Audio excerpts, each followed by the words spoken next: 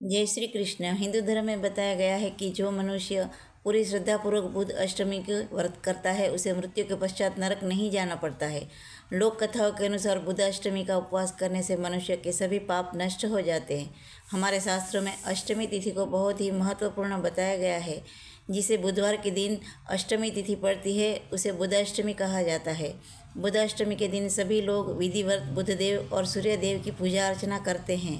मान्यताओं के अनुसार जिन लोगों की कुंडली में बुध कमजोर होता है उनके लिए बुध अष्टमी का व्रत बहुत ही फलदायी होता है। बुध अष्टमी का व्रत करने के लिए व्यक्ति को प्रातःकाल उठकर किसी पवित्र नदी में स्नान करने के पश्चात पूजा का संकल्प लेना चाहिए। अगर आपके घर के आसपास कोई नदी नहीं है तो अपने नहाने के पानी में थोड़ा सा गंगा जल मिलाकर स्नान करें। ऐसा करने से आपको गंगा स्नान जितना ही पुण्य प्राप्त होगा। अब एक कलश में गंगा जल भरकर अपने घर की पूजा कक्ष में स्थापित करें। बुधाष्टमी के दिन बुध देव की पूजा के साथ बुधाष्टमी की कथा भी अवश्य सुननी चाहिए। व्रत का संकल्प लेने के पश्चात बुध ग्रह की विधिवत पूजा अर्चना करनी चाहिए। बुधाष्टमी के दिन भगवान को भोग लगाने के लिए 8 प्रकार के पकवान बनाने चाहिए और उन्हें बांस के पत्तों में रखकर भगवान को भोग लगाना चाहिए।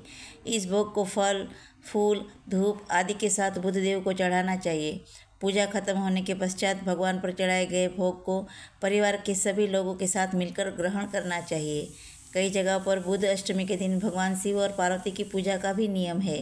बुध अष्टमी के दिन आपके घर को अच्छी तरह से साफ सुथरा करके अपने इष्ट देव की पूजा करनी चाहिए। शास्त्रों के अनुसार इस दिन भगवान गणेश की भी पूजा की जाती है। बुधाष्टमी के दिन भगवान गणेश की पूजा करना भी शुभ माना जाता है।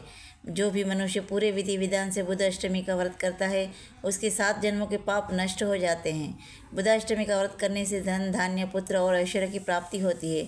बुधाष्टमी का व्रत करने से मनुष्य धरती पर सभी सुखों को भोग कर मृत्यु के पश्चात स्वर्ग को प्राप्त होता है। अगर आपकी कुंडली में बुध दोष है और आप अपनी कुंडली से बुध दोष को दूर करना चाहते हैं तो बुधाष्टमी के दिन ये छोटे छोटे उपाय करके उस दोष से छुटकारा पा सकते हैं। भगवान गणेश को मोदक बहुत प्रिय हैं।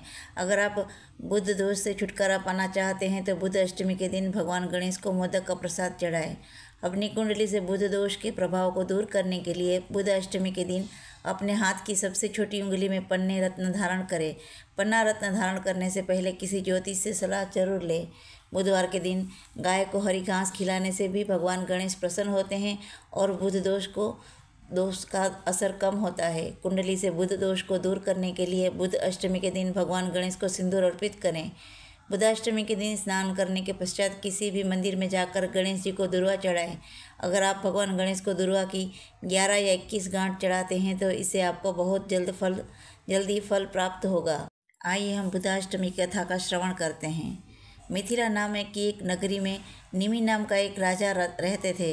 वह एक लड़ाई में मारे गए। उनकी पत्नी, जिनका नाम उर्मिला था, अपने पति के बिना राज्य से निराश्रित हो इधर उधर भटकने लगी। तब अपने 2 बच्चों को लेकर वह अवंती देश चली गई और वहाँ एक ब्राह्मण के घर में गेहूँ पीसने का काम करती थी और गेहूँ पीसते समय वह थोड़े से गेहूँ चुरा कर रख लेती थी और उससे अपने भूखे बच्चों को पालन पोषण करती थी। कुछ समय बाद उर्मिला का निधन हो गया पर उसके बच्चे बड़े हो चुके थे।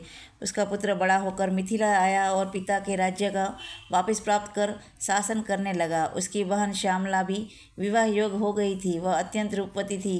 उसका विवाह अवंती देश के राजा धर्मराजा से हो गया। एक दिन धर्मराज ने अपनी पत्नी से श्यामला से कहा, हे प्रिया, तुम सभी काम करना परंतु ये 7 स्थानों जिनमें ताले बंद है उनमें तुम कभी मत जाना। श्यामला ने बहुत अच्छा कहकर पति की बात मान ली। उसके मन में उत्सुकता बनी रही। एक दिन जब धर्मराजा अपने किसी कार्य में व्यस्त थे तब श्यामला ने एक मकान का ताला खोलकर वहां देखा कि उसकी माता उर्मिला को अति भयंकर यमदूत बांधकर तप्त तेल में कढ़ाई में बार बार डाल रहे थे। लज्जित होकर श्यामला ने वह कमरा बंद कर दिया। फिर दूसरा कमरा खोला तो देखा कि वहाँ भी उसकी माता को यमदूत शिला के ऊपर रखकर पीस रहे हैं और माता चिल्ला रही है। इसी प्रकार तीसरा कमरा खोला, देखा कि यमदूत उसकी माता के मस्तक में कीले ठोक रहे हैं। इसी तरह चौथे में अति भयंकर श्वान उसका भक्षण कर रहे हैं। 5वें लोहे में के संदस उसे पीड़ित कर रहे हैं। 6ठे में कोल्हू के बीच ईख के समान पेरी जा रही और 7वें को खोलकर देखा तो वहाँ भी उसकी माता को हजारों कृमि भक्षण कर रहे हैं और वह रुधिर आदि से लथपथ हो रही है। यह देखकर श्यामला ने विचार किया कि मेरी माता ने ऐसा कौन सा पाप किया जिससे वह इस दुर्गति को प्राप्त हुई।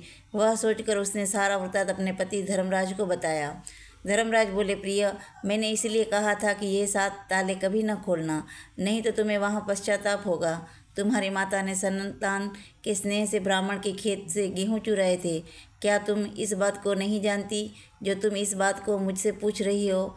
यह सब उसी कर्म का फल है। ब्राह्मण का धन स्नेह से भी भक्षण करे तो भी 7 कुल अधोगति को प्राप्त होते हैं, और चुरा कर खाएँ तो जब तक सूर्य और चंद्रमा और तारे हैं तब तक नरक से उद्धार नहीं होता। जो गेहूँ इसने चुराए थे वही कृमि बनकर इसका भक्षण कर रहे हैं। श्यामला ने कहा, महाराज, मेरी माता ने जो कुछ भी पहले किया वह सब मैं जानती हूँ। फिर भी अब आप कोई ऐसा उपाय बताइए जिससे मेरी माता का नरक से उद्धार हो जाए। इस पर धर्मराजा ने कुछ समय विचार किया और कहने लगे, प्रिय, आज से 7 जन्म पूर्व ब्राह्मणी थी। उस समय तुमने अपनी सखियों के साथ जो बुधाष्टमी का व्रत किया था, यदि उसका फल तुम संकल्प पूर्वक अपनी माता को दे दो तो इस संकट से उसकी मुक्ति हो जाएगी। यह सुनते ही श्यामला स्नान करके अपने व्रत का पुण्य फल संकल्प पूर्वक माता के लिए दान कर दिया। व्रत के फल के प्रभाव से उसकी माता भी उसी क्षण दिव्य देह धारण कर विमान में बैठकर अपने पति सहित स्वर्ग लोक को चली गई और बुध ग्रह के समीप हो गई। यह व्रत अपनी संतान को अपने माता पिता के लिए रखना चाहिए। इस व्रत को रखने से धन धान्य पुत्र पौत्र दीर्घ आयु और ऐश्वर्य मिलता है। जय श्री कृष्ण।